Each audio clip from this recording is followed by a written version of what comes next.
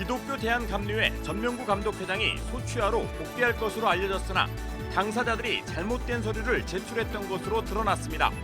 이에 따라 전 감독회장의 복귀는 보류됐으며 일부 소송은 대법원에서 계속 진행될 것으로 보입니다. 1990년 전후에 태어난 이른바 밀레니엄 세대가 이전 세대와 다른 단순성과 정직성을 추구하면서 빚어지는 기성세대와의 갈등 양상이 교회에도 영향을 미치고 있습니다.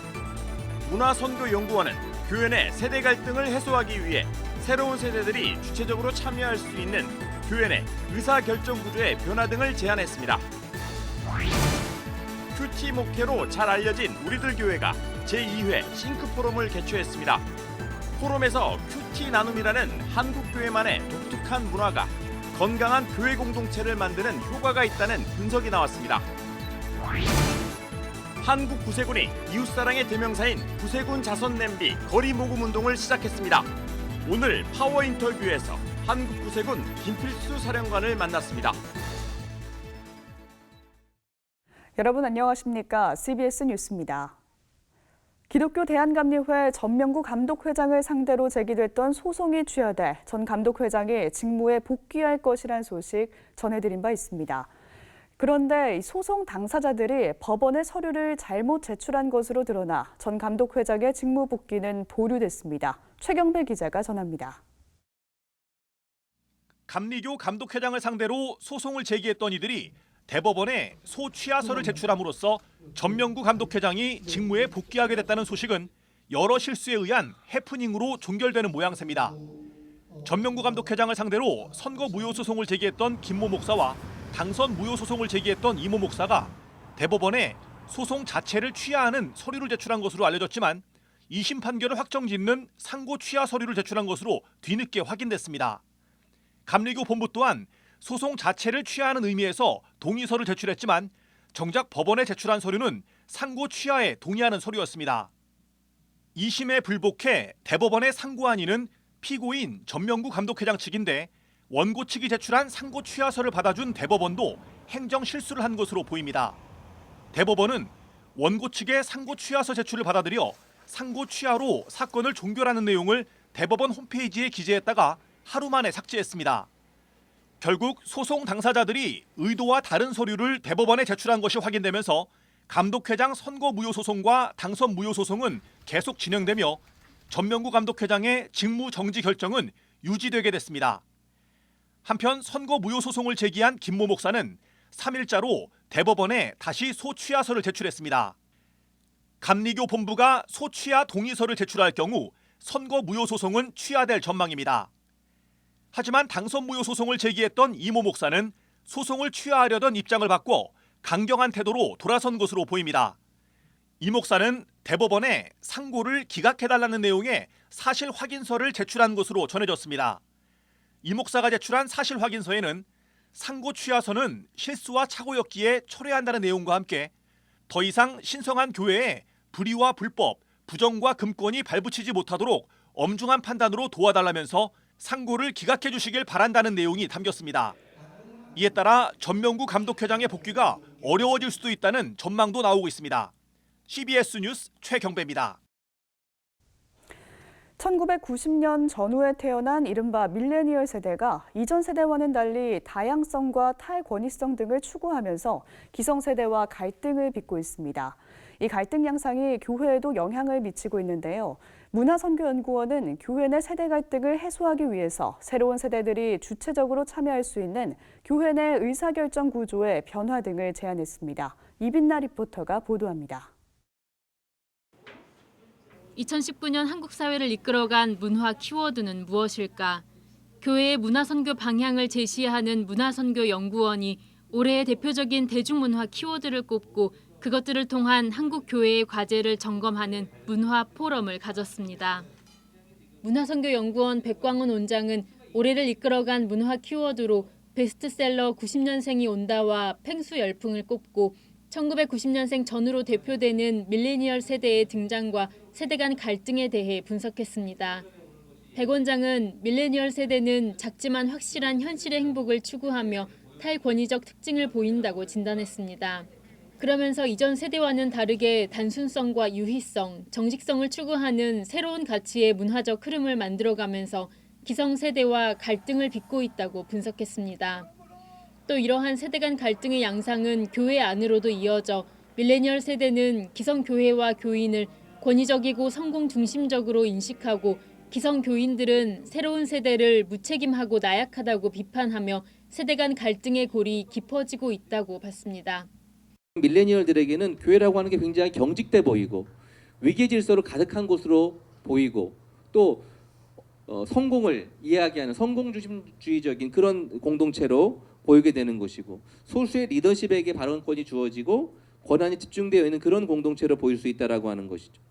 백 원장은 이러한 문제의 해결을 위해 교회에서 새로운 세대에 대한 진정성 있는 이해가 선행돼야 한다고 말했습니다.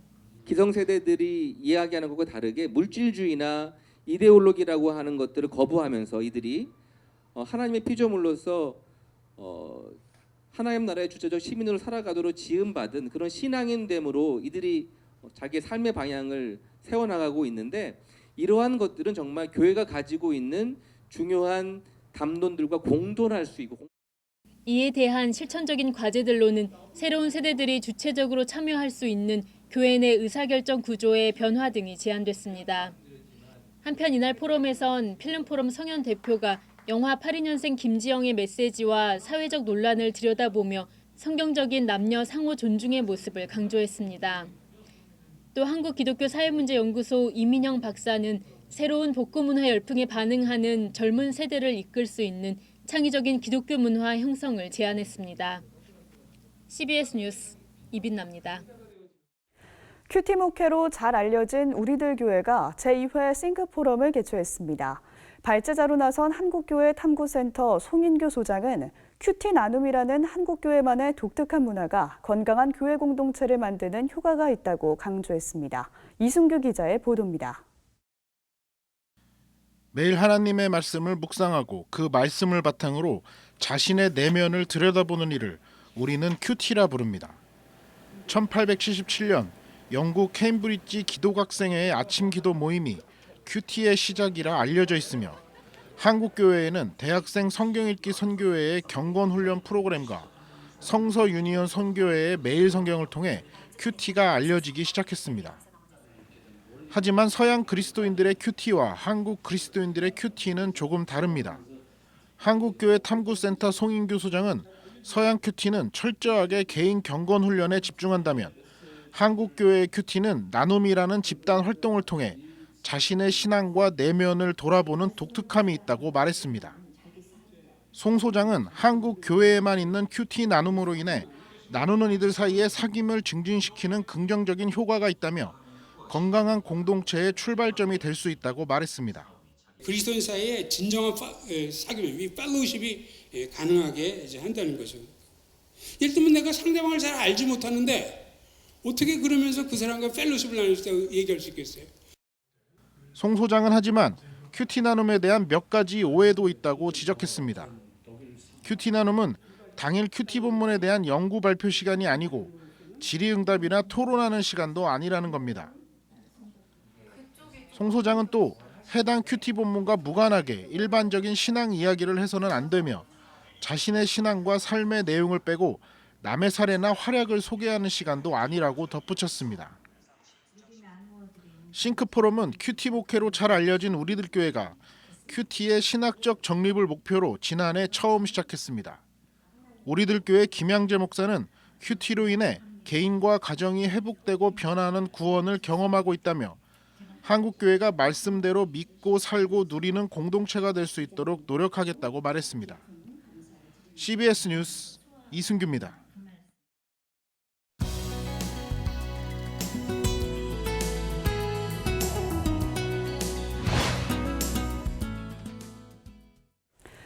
올 한 해가 저물어 간다는 것을 알 수 있는 소리가 있습니다. 바로 거리에서 울리는 빨간 자선 냄비의 종소리인데요.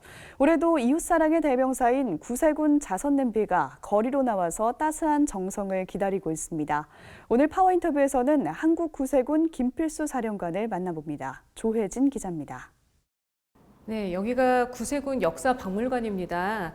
예전부터 쓰던 자선 냄비 종도 보이고요. 또 옛 자선 냄비도 보이는데요. 이 종이 예전에 쓰던 종은 어떤 종인가요? 제일 먼저 쓰던 종이요. 네, 제일 먼저 썼던 종이 바로 요 가운데 요 두 개. 네, 요게 조금 이제 제일 크게 잘 들리고 거리에서 흔들었을 때 소리가 멀리 나가고. 네, 이쪽으로 한번 가볼까요? 제가 생각하기로는 한 1950년대 디자인이 아닐까. 네, 네. 언제일 건가요? 맞습니다. 방금 말한 것처럼 이 자선 낭비가 아마 50년대. 그래서 요게 이제 그 이렇게 소리가 굉장히 커요. 정말 크죠. 예. 지금은 이렇게 이제 그 새로운 모양으로 요것을 쓰기 시작한 거는 2004년도. 이제 피슬러 코리아가 그 통도 예뻐요. 예, 이렇게 만들어 주시고 거리에 나가 보면은 감사한 것은 정말 우리 민족은 따뜻한 민족이다. 정말 그 어린아이로부터 어른에 이르기까지 고사리 손 같은 그 작은 손길들은 너무너무 고마워. 그렇죠. 촬영가님, 이 구세군 자선 냄비의 시작은 어떻게 시작이 된 건지 궁금해하시는 분들 많이 계실 것 같아요. 네, 이게 이제 미국 럭키 연안에 샌프란시스코 럭키 연안에 배가 파선을 당해서 그 파선당한 분들의 어려움을 알고 있는 한 여사관이 거리에 나가서 이 국소를 하나 걸었어요. 그 국을 뜨겁게 데워서 어려운 사람들한테 국 한 그릇 대접합시다 하고 모금을 했던 것이 이제 전 세계로 퍼졌고 한국에는 1928년에 이제 처음 명동에서 자선남비 국솥을 걸고 시작하게 됐습니다.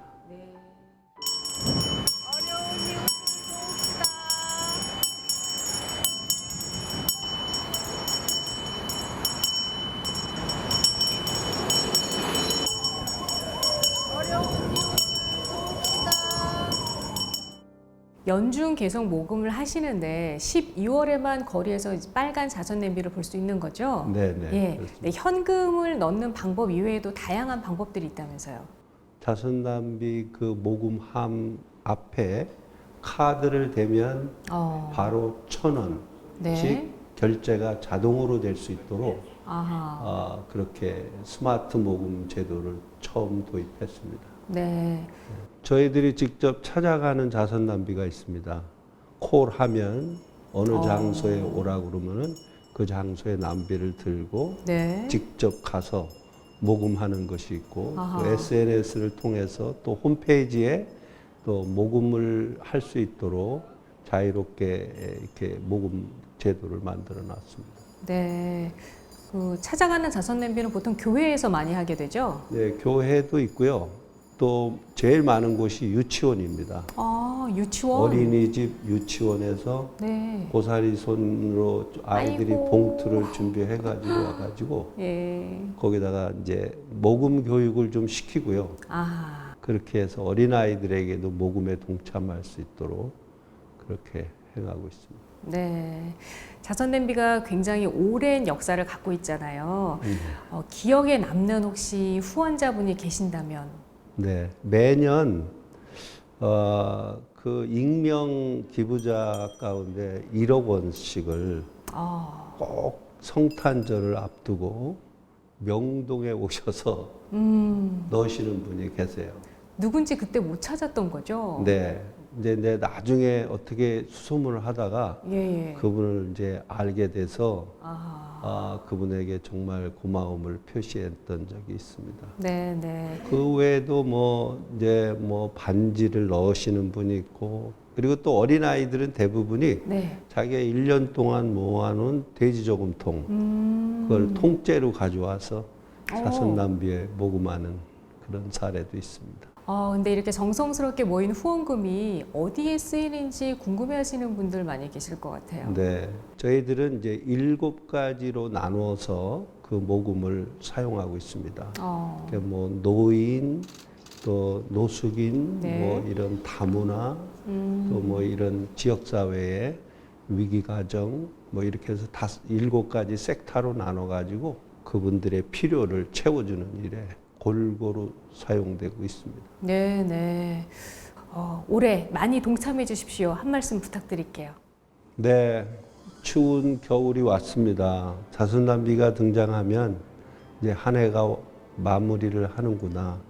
그리고 이 따뜻한 종소리를 들으시고 그래도 우리보다 못한 어려운 이웃들을 위해서 자그마한 정성을 모아주시면 저희들이 그걸 소중한 곳에 잘 사용하도록 하겠습니다.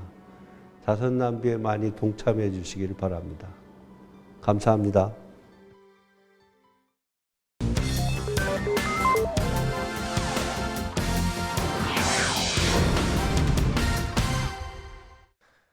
오늘의 간추린 지역교계 소식입니다. 대구 성시화운동본부는 찬양의 밤 행사를 개최했습니다. 세계 성시화운동본부는 모든 도시에 복음을 전하기 위한 전도 사관학교를 열었습니다. 대구 성시화운동본부와 대구 경북 홀리클럽이 제19회 대구 성시화를 위한 찬양의 밤을 개최했습니다. 이날 행사는 대구 지역 11개 교회와 선교 합창단들이 참가했습니다. 함께하신 교회들과 또 찬양팀들 모두 감사하고 이를 통해서 계속 그리스도를 찬양하고 하늘 높이는 일에 우리 함께 힘을 모으는 성시와 홀리클럽 되기를 주의 이름으로 축복하고 기도합니다. 부산 복음화운동본부는 설립 5주년 기념대회를 열었습니다. 이번 기념대회에서 여의도 순복음교회 당회장 이영훈 목사는 복음을 항상 전하는 우리가 되어야 한다고 강조했습니다. 세계 성시화운동본부가 전도시에 복음을 전하기 위한 부흥운동인 전도사관학교를 진행했습니다. 이번 전도사관학교 1차 집중훈련에서는 전국에서 목회자들을 초청해 전도의 의미와 방법에 대해 소개했습니다. 교회가 쓰기 좋고 일하기 좋은 그런 전도꾼을 양성하는 학교이기 때문에 전국을 다니면서 5만여 전도꾼 세우는 운동에 우리가 집중하고 있는 것입니다. 전도사관학교는 전문 자격증을 취득할 수 있는 교육과정을 통해 전도 전문가를 양성할 계획이라고 밝혔습니다. 내일은 전국이 맑겠지만 바람이 강해서 체감온도가 낮아져 춥겠습니다.